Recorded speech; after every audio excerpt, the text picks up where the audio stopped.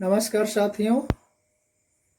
आज हम हिंदी विषय के अंतर्गत व्याकरण खंड के तहत महत्वपूर्ण भाग कारक के संदर्भ में हम चर्चा करेंगे। हमने आपको पिछले में शब्द निर्माण से संबंधित शब्द, पद, पदबंध, पर्यायवाची, विलोम, उपसर्ग, प्रत्यय, ये सारी चीज़ें आपको बता चुके हैं। तो वह आज हम कारक के बारे में चर्चा करेंगे। कारक वास्तव में क्रिया को करने वाला को ही कहा जाता है कारक। कारक का अर्थ है क्रिया को करने वाला। यहाँ परिभाषा में देखते हैं क्या दिया है। वाक्य में क्रिया तथा अन्य शब्दों से अपना संबंध करने वाले संज्ञा अथवा सर्वनाम शब्दों के रूप को कारक कहते हैं। देखिए, वाक्य में क्रिया तथा अन्य शब्द, क्रिया और अन्य शब्दों से अपना संबंध करने वाले या संबंध बताने वाले जो संज्ञा या सर्वनाम शब्दों के रूप हैं, उन्हीं को ही कारक कहते हैं। विभक्ति देखिए, कारक या विभक्ति या परसर्ग भी बोलते कारक को। वे शब्द चिन्ह जिनके कारण संज्ञा सर्वनाम शब्दों का संबंध वाक्य के अन्य शब्दों से किया जाता है, विभक्ति कहलाते हैं। विभक्ति वे हैं जिन चिन्हों के कारण संज्ञा सर्वनाम शब्दों का संबंध वाक्य के अन्य शब्दों से किया जाता है, उन्हीं को ही विभक्ति या परसर्ग कहते हैं।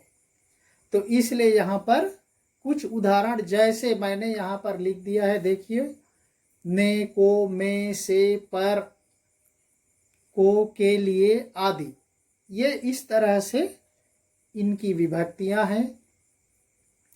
कारक प्रमुखतः 8 होते हैं, वहाँ पर लिख दिया गया है। देखिए, कारक 8 प्रकार के होते हैं। वास्तव में ये सरल है। हमने पिछले कक्षाओं में,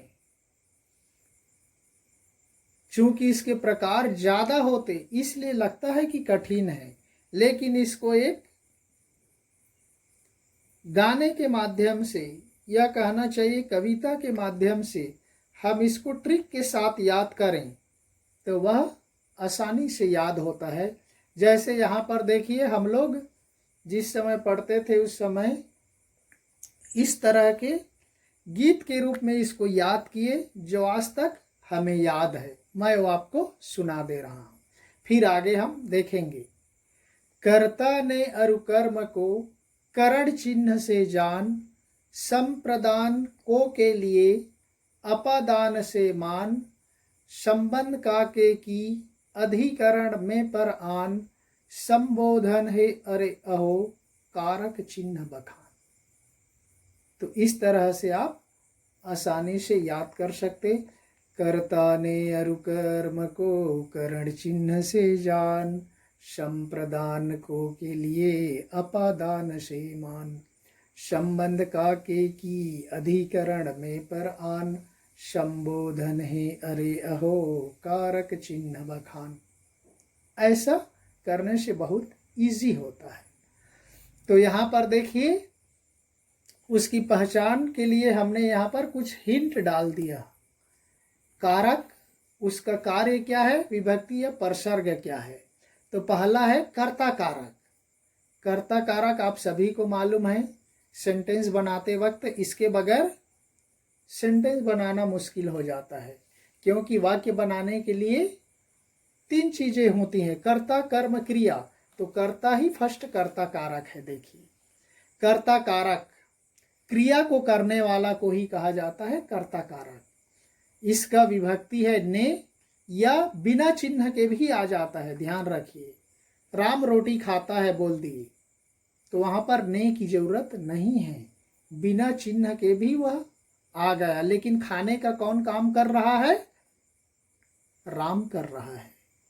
राम रोटी खाता है, सीधा आ गया, ने की जरूरत नहीं। इस तरह से बिना विभक्ति या परसर्ग के भी कर्ता का प्रयोग किया जाता है। दूसरा है कर्म कारक। कर्म कारक क्या है? जिस पर क्रिया का प्रभाव पड़े। हम लोग उधर क्रिया में पढ़े सकर्मक क्रिया, अकर्मक क्रिया, जिसमें किसी कार्य का प्रभाव कर्ता पर पड़ता है, वह कर्ता कारक सकर्मक क्रिया हो जाता है। लेकिन जो कर्ता पर नहीं पड़ता और कर्म पर भी नहीं पड़ता, वह केवल क्रिया पर होता है, तो वह हो जाता है अकर्मक क्रिया। और जिस क्रिया पर क्रिया का प्रभाव पड़े, कर्म पर प्रभाव पड़े, तो वह हो जाता है कर्म कारक। कर्ता पर प्रभाव पड़ता है तो कर्ता कारक, कर्म पर प्रभाव पड़ता है तो कर्म कारक, और क्रिया पर पड़ता है तो वह न तो कर्ता होता है और न कर्म होता है, तब वह अकर्मक हो जाती है, जिसके बारे में कोई निश्चित नहीं हो सकता। तो जैसे सकर्मक, अकर्मक बोलते क्रिया के संदर्भ में, वाच्य के संदर्भ में कर्तृवाच्य, कर्मवाच्य, भाववाच्य बोला जाता है। जिसमें क्रिया पर प्रभाव पड़ता है वो भाववाच्य होता है, कर्तृवाच्य कर्ता पर होता है, कर्मवाच्य कर्म पर प्रभाव पड़ता है तो वहां पर कर्मवाच्य होता है। तो कर्म कारक देखिए, क्रिया का प्रभाव जिस पर पड़े और उसका चिन्ह है को, या बिना विभक्ति का भी वह हो सकता है। देखिए, तो इस तरह से कोई जरूरी नहीं होता कि वहां पर को चिन्ह हो। बिना को परसर्ग के, बिना को विभक्ति के भी कर्म बनाई जा सकती है और वह वाक्य पूरा भी हो जाता है। लेकिन जहाँ पर कर्म पर उसका प्रभाव नहीं पड़ता, वह अकर्मक हो जाता है, वह सकर्मक नहीं होता। नेक्स्ट में देखते हैं, इसके तीसरे प्रकार में देखिए करण कारक। करण कारक की विशेषता है जिस साधन से क्रिया हो। किससे? से आया है, देखिए, से या के द्वारा या के साथ, से मेन है। करण कारक का चिन्ह है से। किससे वह काम कर रहा है? वह पेन से लिख रहा है, वह गेंद से खेल रहा है, ऐसा वह से। किससे? वह से महत्वपूर्ण है। नेक्स्ट चौथा है संप्रदान। संप्रदान का देखिए, को के लिए, के वास्ते को भी होता है। तो यहां पर देखिए, जिसके लिए क्रिया की गई हो, जिसके लिए क्रिया की गई हो, संप्रदान। किसके लिए?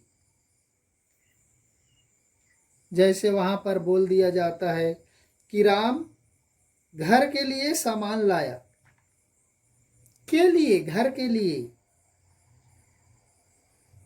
तो इस तरह से जिसके लिए वह क्रिया की गई हो, संप्रदान, वहां पर होता है को के लिए या के वास्ते। नेक्स्ट पांचवा है अपदान। अपदान का चिन्ह भी से है, लेकिन इसका मतलब होता है अलग होने का भाव। वहां पर लिख दिया, देखिए, कार्य में जिससे पृथकता हो, अलग होने का भाव हो। देखिए, करण और अपदान का चिन्ह दोनों से है, लेकिन दोनों में बहुत बड़ा अंतर है। इसीलिए कई प्रतियोगी परीक्षाओं में इसके उदाहरण दिए जाते हैं और व्यक्ति चूक जाता है। कारण क्या है? करण से का मतलब होता है जिस क्रिया के माध्यम से कार्य किया जाता है। जैसे आपको बताया, पेन से लिखता है, गेंद से खेलता है, किससे? लेकिन अपादान का मतलब है अलग होने से, अलग होने का। जैसे बोल दिया जाता है मोहन दिल्ली से आ रहा है, दिल्ली से आ रहा है। पेड़ से पत्ते गिरते हैं, अलग होने का भाव, पृथकता, इसलिए हमने वहां पर कार्य में दे दिया पृथकता। देखिए, तो ये उसमें प्रमुख है। नेक्स्ट छठवां है संबंध कारक। संबंध कारक में देखिए, क्रिया के अन्य पदों से संबंध, क्रिया के साथ अन्य पदों से वह संबंध बताता है। जैसे कि का, के, की, रा, रे, री, ना, ने, नी, ऐसा बोला जाता है। जैसे बोल दिया जाता है कि वह राम का घर है, वह मोहन की बहन है, वह राम का भाई है। ऐसा मतलब संबंध बता दिया जाता है। क्रिया के अन्य पदों से संबंध, तो वह हो जाता है संबंध कारक। नेक्स्ट है सातवां अधिकरण कारक। अधिकरण क्या है? में या पर है उसका विभक्ति या परसर्ग। इसका कार्य है क्रिया करने का स्थान या आधार। क्रिया करने का स्थान कहां पर कर रहा है, किससे कर रहे हैं? आधार। जैसे यहां पर बोल दिया जाता है कि मेरी पेन मेज पर है,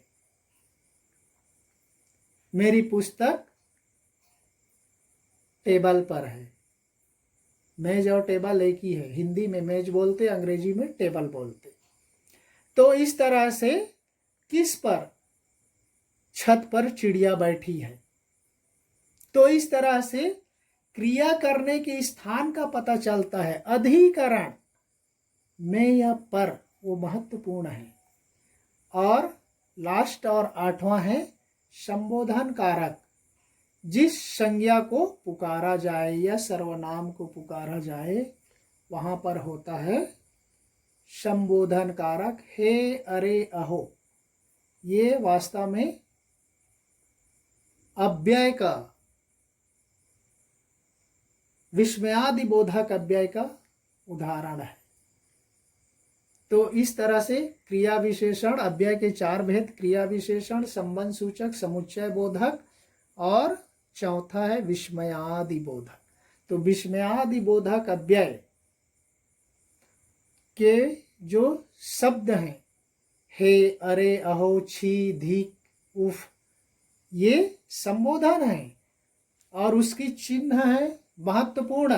देखिए, खड़ी लकीर ऐसा डाल करके नीचे बिंदी, ये संबोधन कारक के महत्वपूर्ण पहचान है। जिस संज्ञा को पुकारा जाता है, कि कहा जाता है हे राम मेरी रक्षा करो, हे भगवान इसे बचाओ, ऐसा बोला जाता है। तो इस तरह से अरे, अरे भाई हमारी बात सुनो, तो ऐसा इस तरह से अरे का प्रयोग हो जाता है। और कोई आश्चर्यजनक प्रकट करने के लिए, ओ ये क्या हो रहा है, ये अहो जैसे शब्द के लिए प्रयोग किया जाता है, थोड़ा आश्चर्य, अचरज प्रकट करने के लिए। तो इस तरह से ये चिन्ह प्रयुक्त होते हैं। और ये चिन्हों का परीक्षा की दृष्टि से बहुत महत्वपूर्ण प्रश्न बनते हैं। इसके उदाहरण दे दिए जाते, पूछा जाता है कि ये किस कारक से है।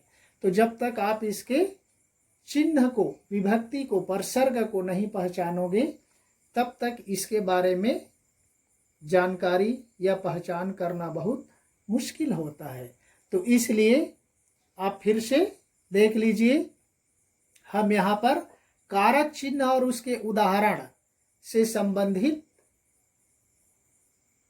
बातें आपको अगले वीडियो में बताएंगे। यहाँ पर केवल कर्ता कारक के संबंध में थोड़ा सा मैं दो उदाहरण दे दिया हूँ। देखिए, ने के संबंध में राम ने पत्र लिखा, राम पढ़ता है।